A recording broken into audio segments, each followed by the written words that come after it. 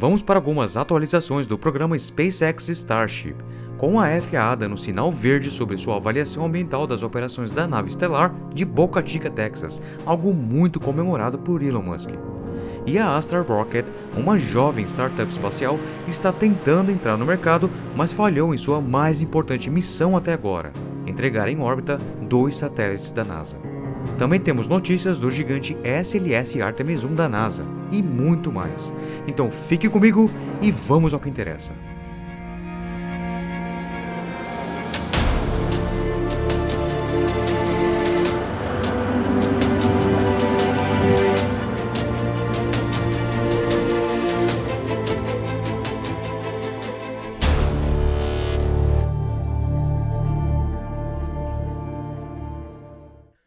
Olá e bem-vindos ao Expansão Astronauta, eu sou o Jeff e vamos para algumas atualizações espaciais, começando, é claro, com a Starship. E eu não poderia começar diferente. Finalmente, a FAA, entidade que regulamenta voos nos Estados Unidos, deu um parecer ambiental favorável à SpaceX poder operar com a Starship de Boca Chica, Texas. Confira. Para quem está chegando no mundo espacial agora e quer ficar a par do que está acontecendo, a SpaceX está desenvolvendo seu mais ambicioso projeto chamado Starship, um mega foguete totalmente reutilizável e 120 metros de altura quando empilhado, o que o torna o maior foguete da história. O objetivo é transportar cargas pesadas de até 100 toneladas métricas e grupos de pessoas para a órbita baixa da Terra e além, a preços extremamente baixos por lançamento, o que irá revolucionar a indústria espacial. A nave Starship e seu booster Super Heavy são alimentados por uma série de motores Raptor 2, um motor inovador e muito desejado na indústria de foguetes por ser movido a metano, o qual queima de forma limpa e não deixa resíduos que entopem o motor. E para os lançamentos orbitais de um veículo desta envergadura, a SpaceX também está construindo a Starbase, um espaçoporto gigantesco ao nível de Cabo Canaveral na Flórida, para operar com a Starship. No entanto, para seguir com o projeto e fazer o primeiro teste orbital do protótipo Starship, primeiramente, uma minuciosa avaliação ambiental é necessária. E após meses e meses de atrasos e protestos, a FAA, entidade que regulamenta voos nos Estados Unidos, divulgou sua avaliação ambiental na segunda-feira, dia 13 de junho. E finalmente decidiu que a SpaceX tem aprovação ambiental para seus planos de testar um mega foguete Starship nas instalações da Starbase em Boca Chica, Texas. No entanto, a entidade exigiu que a SpaceX tome mais de 75 ações para reduzir os efeitos ambientais antes de conseguir sua licença para voar o gigantesco foguete no sul do Texas. Porém, muitas dessas ações já foram feitas ou estão em andamento, o que leva a SpaceX um passo mais perto de conseguir sua licença de lançamento. As mitigações incluem medidas que reduzam o fechamento de praias, parques, protejam os recursos hídricos e peixes, animais selvagens, plantas e limites aos níveis de ruído e controle de materiais de risco biológico, dentre outras ações. Entre os requisitos, a SpaceX deve coordenar com um biólogo qualificado as inspeções de iluminação para minimizar o impacto nas tartarugas marinhas e realizar limpezas trimestrais da praia de Boca Chica. A FAA também emitiu novas regras para o fechamento de via pública que passa pelas instalações da SpaceX, como exigir que a estrada esteja aberta em 18 feriados específicos e na maioria dos fins de semana. Em um tweet, a SpaceX compartilhou um link para o site da FAA com uma breve mensagem: um passo mais perto do primeiro teste de voo orbital da Starship. No geral, a FAA não encontrou nenhum impacto ambiental significativo para lançamentos orbitais da Starship de Boca Chica, Texas, efetivamente dando sinal verde para os testes de lançamentos orbitais em relação ao meio ambiente. A decisão pode enfrentar disputas legais de grupos ambientalistas. Vale notar que a aprovação da revisão ambiental, no entanto, não garante que a FAA conceda à SpaceX uma licença de lançamento, que envolverá uma avaliação de segurança e risco.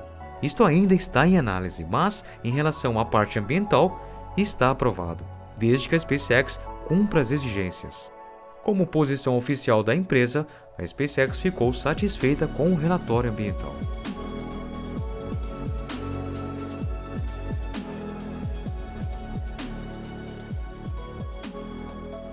Em suma, a SpaceX tem aprovação oficial da FAA em relação à parte ambiental, com algumas mitigações já em andamento ou a se resolver para o futuro. Nada que impeça o lançamento de Boca Chica. Mas para efetivamente termos o teste orbital, é preciso uma liberação de voo da FAA, o que pode levar ali mais ou menos um mês para avaliar tanto os riscos quanto a segurança. Lembre-se que é o maior foguete da história que estamos falando. E este é exatamente o tempo que a SpaceX precisa para aprontar tanto o booster quanto a Starship. Lembrando também que ainda não tivemos um teste de fogo estático completo do booster, com todos os 33 motores instalados. E é um emaranhado de tubulações e muita coisa pode acontecer. Eu realmente estou bem curioso para ver como os motores irão se comportar. Caso não haja contratempos significativos, estamos realmente próximos de ver o tão esperado voo orbital. Diante de todas as questões técnicas que a SpaceX ainda deve resolver, eu arrisco a dizer que o voo orbital não acontecerá antes de agosto. Porém, Elon Musk, como sempre otimista, já disse no Twitter que o teste orbital acontecerá no próximo mês, em julho, e em seguida outro em agosto, e depois um em cada mês. Bom, eu acho que vai ser em agosto. Em todo caso, vai começar o show da Starship.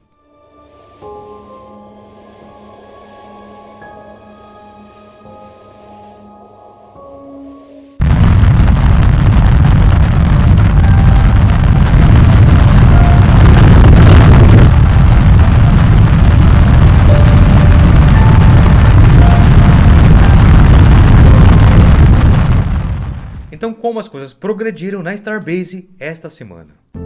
A campanha de testes da Starship S-24 teve um começo bem difícil, quando o foguete de aproximadamente 9 metros de largura e 50 metros de altura teve seu tubo downcomer de metano danificado durante seu primeiro teste de prova pneumática. Embora pareça que a maior parte da nave passou nos testes, o processo não foi tão tranquilo. Houve outros danos e uma seção do escudo térmico de proteção foi danificada e levou vários dias de trabalho contínuo para reparar e substituir. O foco recente na Starbase tem sido o Booster 7 e a Ship 24, que por hora ainda são os pares para o teste orbital. Após os testes completos, a Ship 24 foi içada e retirada do local de lançamento em 9 de junho e dirigiu-se para o High Bay, onde também serão instalados os motores Raptor 2 a nível do mar e a vácuo do espaço. A segunda viagem da Ship 24 ao local de lançamento pode ser para o teste de fogo estático, uma campanha que poderia qualificar este protótipo para a primeira tentativa de lançamento orbital. Já o Booster 7 parece ter completado sua série de testes de prova criogênica e de empuxo com sucesso, e agora está sendo preparado para os testes de fogo estático. Atualmente o booster está residindo no Mega Bay, e dia após dia foram instalados os 33 motores Raptor 2 um a um. E Elon Musk compartilhou uma foto sensacional no Twitter mostrando como ficou. E isto só significa uma coisa: a campanha de teste estático está a caminho.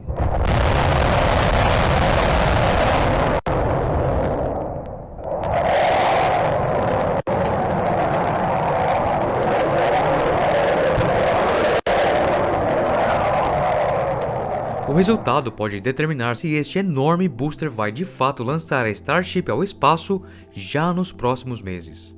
O empuxo total dos 33 motores Raptor 2 irá queimar cerca de incríveis 25 toneladas de propelente por segundo.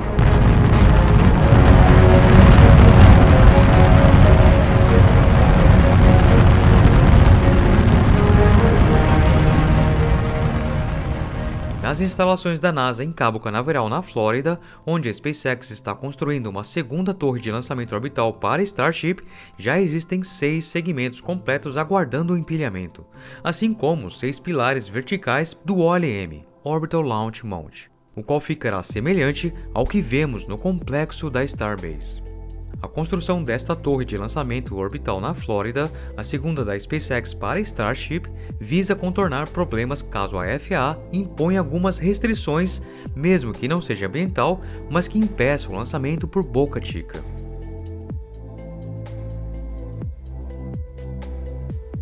E Elon Musk compartilhou um vídeo muito interessante, a primeira animação oficial da SpaceX de como a Starship irá implantar em órbita os satélites Starlink V2. Através de uma abertura, o mecanismo dispensador irá liberar 2 satélites por vez até finalizar. É uma mudança bem significativa em relação ao método anterior, de implantar todos ao mesmo tempo. E tivemos um lançamento muito especial alguns dias atrás, mas acho que poucos sabem o que aconteceu durante e depois do evento. O foguete New Shepard da Blue Origin, dedicado apenas ao turismo espacial, decolou do Texas com 6 tripulantes a bordo. E o que mais chamou a atenção deste lançamento, é claro, foi a participação do brasileiro Victor Espanha, que tornou-se oficialmente o segundo brasileiro a ir ao espaço. A diferença é que Marcos Pontes foi muito mais longe e orbitou a Terra na ISS. O foguete New Shepard não chega a orbitar a Terra e atinge uma altitude máxima de 100 km, ou seja, alcança a estratosfera, depois volta pelas forças gravitacionais da Terra. Do lançamento ao pouso, foi tudo muito bem. E o que eu mais adoro de ver destes lançamentos de turismo espacial é ver o pessoal se divertindo em microgravidade. E também as expressões de alguns ao ver a Terra do espaço. Em todo caso, uma coisa chata que causou um certo constrangimento é que, pela repercussão de ter um brasileiro indo ao espaço, a Rede Globo de televisão decidiu retransmitir o lançamento com as imagens da Blue Origin, como todo mundo fez. Mas não sei se foi por um erro ou um equívoco ou sei lá, o YouTube entendeu que as imagens eram geradas pela Rede Globo e só eles tinham os direitos autorais dessas imagens e ninguém mais. Ou seja, quem estava retransmitindo o lançamento levou strike, teve o vídeo removido ou a live caiu. Nem a própria Blue Origin, geradora das imagens, escapou disto. Isso foi muito doido, gente. Nem a própria Blue Origin conseguia entender o que estava acontecendo. A Globo pegou os direitos autorais da Blue Origin e disse que era dela e acabou, fim de papo. Ninguém mais podia transmitir a live. Foi muito engraçado. Seria cômico se não fosse trágico. Agora nós brasileiros temos fama na Blue Origin. Mas, seguindo em frente... Também tivemos o foguete SLS Artemis 1 da NASA voltando para lançar do complexo 39B. A lenta viagem até a plataforma começou depois da meia-noite de segunda-feira, 6 de junho, e continuou após a luz do amanhecer, proporcionando um cenário espetacular. Várias horas depois, o SLS finalmente chegou ao seu destino em preparação para a segunda tentativa de testes. Essencialmente uma contagem regressiva de lançamento simulado realizada ao longo de 2 dias para testar todos os processos, exceto a ignição do motor.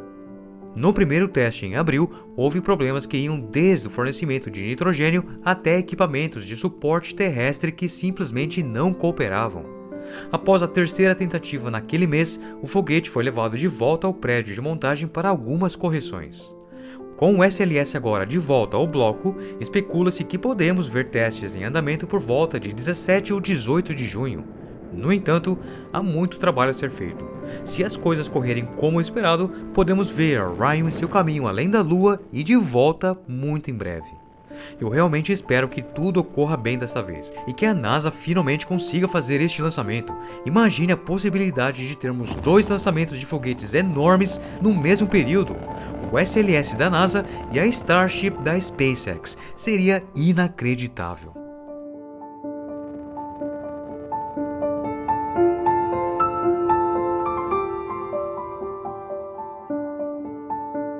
Gente, agora vamos para uma análise bem interessante. A Astra Rocket, uma jovem startup espacial, fez seu 10º lançamento de sua história e estava lançando um par de satélites para a NASA como parte da missão TROPICS, quando tudo deu errado. O espaço é fácil, órbita é difícil. Esse é um bordão do CEO da SpaceX, Elon Musk, dono da empresa espacial privada mais poderosa do mundo. Musk entende perfeitamente como é difícil colocar um foguete em órbita, especialmente com carga útil.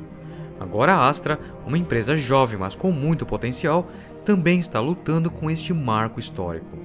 Apesar do fato de ter sido 2 vezes bem sucedida no passado, por que a empresa ainda está lutando para alcançar a órbita? E este revés pode atrapalhar o ânimo da empresa? Um foguete Astra carregando 2 pequenos satélites de rastreamento de furacões para a NASA não conseguiu alcançar a órbita no domingo após um mau funcionamento logo após a decolagem. O veículo de lançamento da Astra, chamado Rocket 3.3, é o menor lançador de satélites de classe orbital atualmente em operação. Esperava-se que o foguete Astra lançasse 2 CubeSats da NASA, o primeiro de uma frota de 6 satélites para rastrear furacões como parte da missão orbital TROPICS de 30 milhões de dólares. A missão TROPICS é projetada para coletar dados sobre ciclones com maior frequência. O objetivo é fazer medições sobre furacões em passagens repetidas a cada 50 minutos, até 4 vezes por dia. O voo começou com uma decolagem nominal do Complexo de Lançamento Espacial 46 na Estação Espacial da Força Aérea de Cabo Canaveral. O primeiro estágio encaminhou o foguete ao espaço. Em seguida, desligou seus motores no momento certo. A cobertura da carga útil foi ejetada, seguida pela separação do estágio e ignição do motor do estágio superior.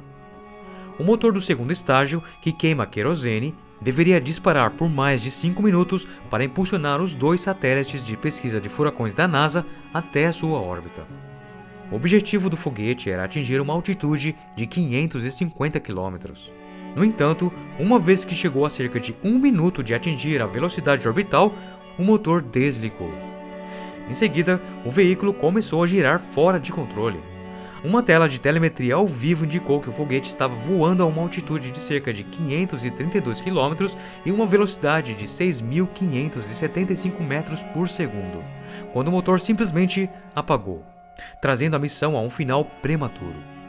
O foguete não tinha velocidade suficiente para atingir uma órbita estável e o estágio superior com satélites retornou, queimando na atmosfera. A falha reduz o recorde da Astra de 2 voos orbitais bem-sucedidos em 7 tentativas. Também é o segundo acidente este ano para a Astra. Em fevereiro, a empresa falhou ao lançar 4 CubeSats da NASA como parte da missão Elana 41, um voo que também foi realizado a partir da plataforma de lançamento da Flórida e marcou a primeira tentativa da Astra de lançar cargas úteis para um cliente. Felizmente, a perda dos 2 primeiros satélites TROPICS não é uma sentença de morte para a missão. Oficiais da NASA disseram que apenas 4 dos 6 satélites, ou 2 dos 3 lançamentos da Astra, precisam trabalhar para atender os critérios de sucesso da missão. Mais 4 satélites TROPICS estão prontos para lançamento e mais 2 foguetes Astra. Esses lançamentos foram programados para o final de junho e meados de julho, bem a tempo de coletar dados para o pico de temperatura de furacões no Atlântico. Chris Kemp, CEO da Astra, tweetou: "Os próximos 2 lançamentos precisam funcionar. Nossa equipe entende o que está em jogo." Não ficou imediatamente claro como a falha pode afetar o cronograma das missões restantes, mas a NASA reconheceu que estava assumindo um risco maior com essa abordagem. Concedeu à Astra um contrato de 7,95 milhões de dólares para os 3 lançamentos em fevereiro de 2021, antes do primeiro lançamento bem-sucedido da empresa. A agência disse em um comunicado que vai pausar o esforço de lançamento com a Astra durante as investigações da falha, que será realizada pela Astra e pela FAA. De fato, o fracasso em missões espaciais não é novo e nem é um evento surpreendente. Uma revisão rápida da história revela que este ditado é verdadeiro até mesmo para a SpaceX, principalmente em seus primeiros anos, quando a empresa estava começando a série de foguetes Falcon, bem como o primeiro da série. O Falcon 1 era um pequeno foguete de transporte orbital descartável, desenvolvido pela SpaceX e empreendeu seu voo inaugural em 24 de março de 2006. Contudo, em menos de 60 segundos após o lançamento, o foguete Falcon 1 desenvolveu um vazamento de combustível que resultou em um incêndio, seguido por uma explosão. A missão terminou em um fracasso. O segundo e o terceiro lançamento do foguete Falcon 1 também tiveram um destino semelhante ao lançamento inaugural. Apesar das primeiras 3 falhas, os 2 voos subsequentes do Falcon 1 foram bem-sucedidos. O primeiro lançamento bem-sucedido fez deste foguete o primeiro a propelente líquido financiado e desenvolvido privadamente a alcançar a órbita. O quinto lançamento foi o seu primeiro voo comercial e colocou o satélite Hazaki na órbita terrestre baixa. Esses sucessos também pavimentaram o caminho para os sucessos de uma série de foguetes Falcon posteriores, mais notavelmente o Falcon 9, com 158 missões bem-sucedidas e mais de 160 lançamentos. Os números são realmente impressionantes e falam por si só. O caminho do sucesso da SpaceX foi construído sobre inúmeras falhas, semelhante à sua filosofia. O fracasso é um passo obrigatório. O fracasso é a mãe da necessidade. Se não estamos falhando, não estamos inovando o suficiente. Na verdade, a vontade de falhar, algo que a NASA e outros temem imensamente, é o que permite a SpaceX se mover tão rápido e estar no topo. Esperamos que empresas jovens como a Astra sigam esse espírito e alcancem seus próprios grandes sucessos em cima de seus fracassos. 13th time attempting to land on our drone ship. Stage 1 landing leg deploy.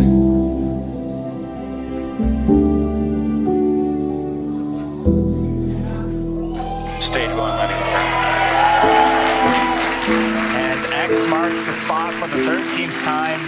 That's the first time that we have flown and landed a booster 13 times. Acquisition of signal Newfoundland. Nominal orbit insertion. É assim, gente, na verdade, se a gente for pensar bem, essa filosofia da SpaceX de falhar está meio que aos poucos contagiando a NASA.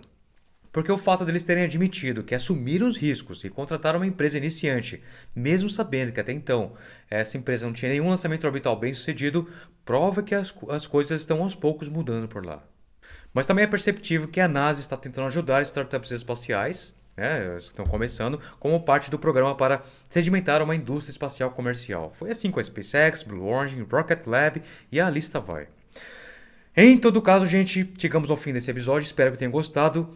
E preparem-se para o show da Starship com lives do Expansão Astronauta para detonar. Até a próxima.